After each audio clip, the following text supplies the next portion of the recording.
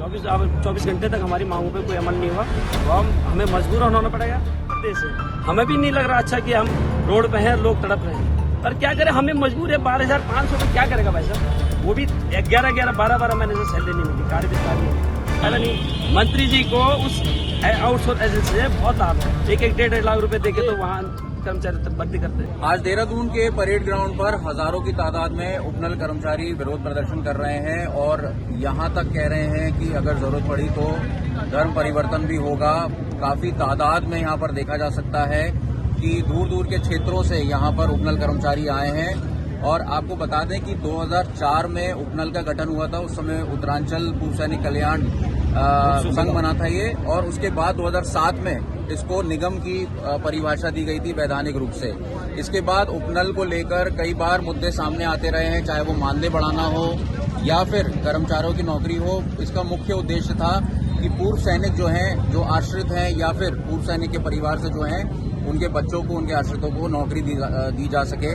लेकिन उत्तराखंड में लगातार उपनल को बाईपास करके जो आउटसोर्सिंग एजेंसीज का इस्तेमाल किया जा रहा है, उसको लेकर भी विवाद लगातार सामने आते रहे हैं। 2018 में भी हाई कोर्ट में मामला पहुंचा था। जब हाई कोर्ट ने इस मामले का संज्ञान लिया था तो हाई कोर्ट ने नोट किया था कि एक तो उपनल जो है वो कॉन्ट्रैक्ट लेबर एक्ट में रजिस्टर्ड नहीं है, जो स्टेट गवर्नमेंट है वो प्राइमरी एम्प्लॉय है, तो उपनल के जो कर्मचारियों का जीएसटी कटता है सेवाओं को लेकर वो भी गलत है और जीएसटी नहीं कटना चाहिए, इनको नियमित करना चाहिए। और जिस तरह से उपनल की जो पूरी प्रक्रिया होती है रिक्रूटमेंट की, उस पर भी हाईकोर्ट ने सवाल खड़े किए थे। कई समय से उपनल कर्मचारी जो है विरोध प्रदर्शन कर रहे हैं, कई चीजें सामने आई हैं, मानदेय को लेकर समस्या खड़ी होती रही है और मानदेय में जीएसटी कटना एक बड़ी समस्या है। हाईकोर्ट के ऑर्डर्स के बाद जो राज्य सरकार है वो सुप्रीम कोर्ट गई। सुप्रीम कोर्ट में एसएलपी जो है वो अभी विचाराधीन है। यहाँ पर तमाम लोग जुटे हुए हैं, आपको विजुअल के माध्यम से दिखाते हैं कि देख सकते हैं दूर दूर तक कितनी भीड़ यहाँ पर इकट्ठी हुई है। करीब अनुमान लगाया जा रहा है 20 से 25 हजार लोग यहाँ पर एकत्रित हुए हैं। अधिक जानकारी के लिए हमारे साथ जुड़े हैं उपनल कर्मचारी महासंघ के अध्यक्ष गोदयाल जी, उनसे बात करते हैं। गोदयाल जी, आपने इतना कड़ा फैसला ले लिया कि धर्म परिवर्तन की बात आप कह रहे हैं, आखिर क्या वजह है, क्यों इस तरह का निर्णय लेना पड़ा आपको? देखो, माननीय प्रधानमंत्री मोदी साहब ने कहा है कि अब तो राम राज्य आ गया और राम राज्य, आपको पता है कि राम राज्य में प्रजा सुखी थी।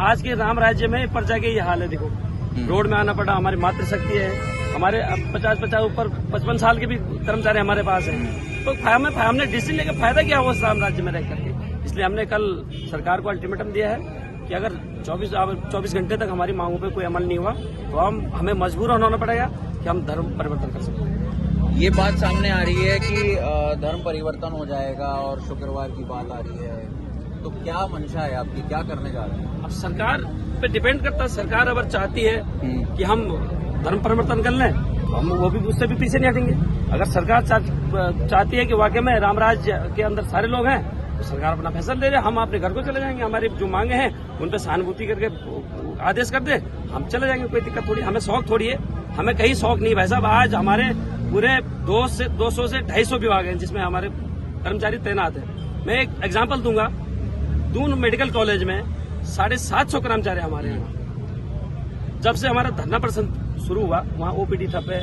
इमरजेंसी ठप है, वहाँ मरीज तड़प रहे। हमें भी, ये हमारा प्रदेश है, हमें भी नहीं लग रहा अच्छा कि हम रोड पे हैं, लोग तड़प रहे हैं, पर क्या करें, हमें मजबूर है। 12,500 में क्या करेगा भाई साहब? वो भी 11 12 महीने से सैलरी नहीं मिली, कार्य विस्तार नहीं हुआ, तो कहाँ जाएगा आदमी? ये राम राज्य करते हैं उसको। एक ये आउटसोर्सिंग एजेंसी का क्या मुद्दा है? इसमें ये देखा जा रहा है कि उत्तराखंड में जब भी रोजगार को लेकर मुद्दा उठता है तो कहीं ना कहीं आउटसोर्सिंग एजेंसी की भूमिका आ जाती है। हमारे पास उत्तराखंड में 2 बड़ी एजेंसियां हैं, उपनल और पीआरडी, जो अपने आप में सरकार की एक वैधानिक आउटसोर्स एजेंसी है। उसके बाद भी ये समस्याएं क्यों आती हैं? मैं आपके चैनल के माध्यम से बताना चाह रहा हूँ, यहाँ के जो मंत्री बने हैं ना, उन्होंने अपनी एक आउटसोर्स एजेंसी हायर कर रखी है।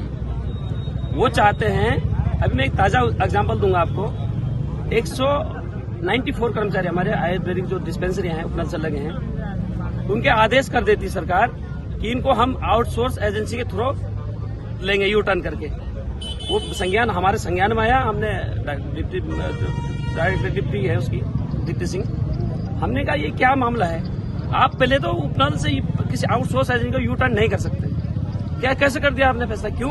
क्योंकि जो मंत्रियां हैं उपनल से कोई फायदा है नहीं उनको, क्योंकि हमारा 2.5% जो जाता है उपनल हो जाता है, मंत्रियों को कोई फायदा नहीं। मंत्री जी को उस आउटसोर्स एजेंसी से बहुत लाभ है, 1-1.5 लाख रुपए देके तो वहां कर्मचारी तक भर्ती करते हैं, है ना। हमने विरोध किया उसका, मजबूरन उन्हें वापस लेना पड़ा।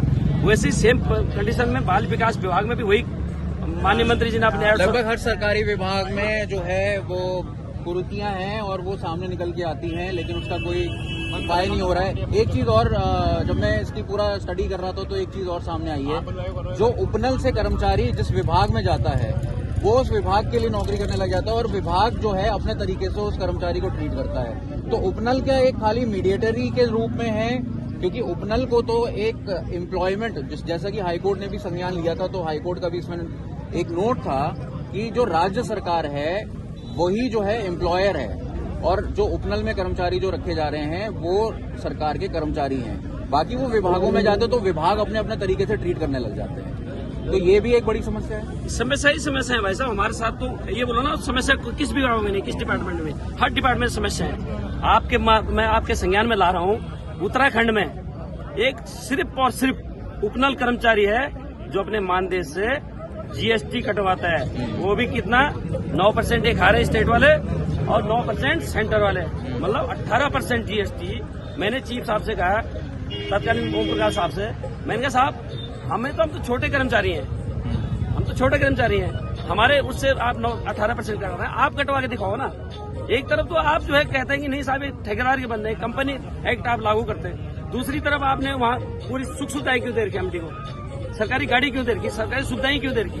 मतलब एक प्रदेश में 2 चल रही ना, तो उसी के खिलाफ हमने ये निर्णय लिया कि जब तक एक माननीय हाईकोर्ट ने भी एक डिसीजन दिया है कि इनका जीएसटी नहीं कटना चाहिए। अरे सरकार ने भाई साहब हमें तो खिलौना समझ लिया, जीएसटी किस पे लगता है? सामान पे लगता है। हम तो खिलौना हो गए इनके लिए, जहां मर्जी फुटबॉल नहीं होती जैसे उछाल, और एक उछाला विभाग उपनल ऐसे उछालता है। तो ये सब के खिलाफ हमने आज काफी बड़ा यहाँ पे जनसैलाब देखने को मिल रहा है, हजारों की तादाद में लोग हैं। अभी तो आप पूछ कर रहे हैं गणेश जोशी के आवास पर जो कैबिनेट मंत्री हैं, विभागीय मंत्री हैं, तो अभी मुख्य तौर पे आपकी क्या मांगे हैं? वो अगर सिलसिलेवार अगर लिस्ट करें तो उन मांगों को बताइए। देखिए, फर्स्ट हमारी मांग ये है कि सरकार जो एसएलपी लेके सुप्रीम कोर्ट में गई है, माननीय सुप्रीम कोर्ट में, तो सर एसएलपी को वापस लेकर के माननीय हाई कोर्ट का जो आदेश है उसको लागू करें।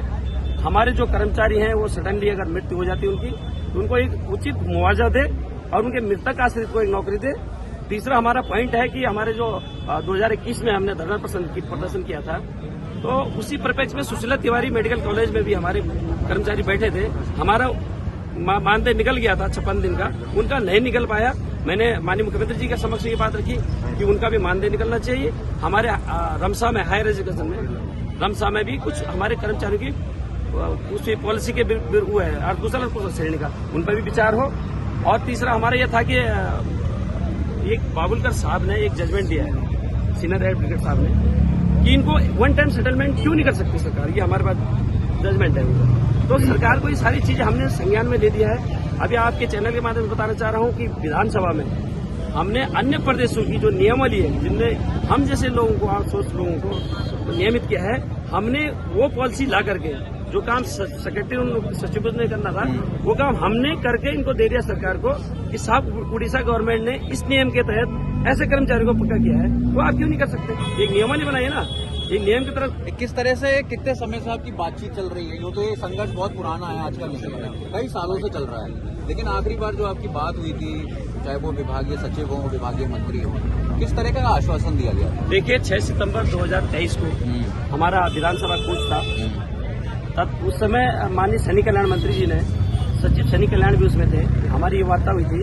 कि आपकी जायज मांगों के लिए हम एक उप समिति का गठन करेंगे, जिसमें सचिव न्याय, सचिव कार्मिक, वित्त, सचिव सैनिक कल्याण, सचिव माननीय मुख्यमंत्री रहेंगे। तो उसमें हमने फिर माननीय मंत्री जी को संज्ञान में लिया कि साहब आज तक ये उप समिति बैठनी नहीं, आप इस समिति का गठन कीजिए।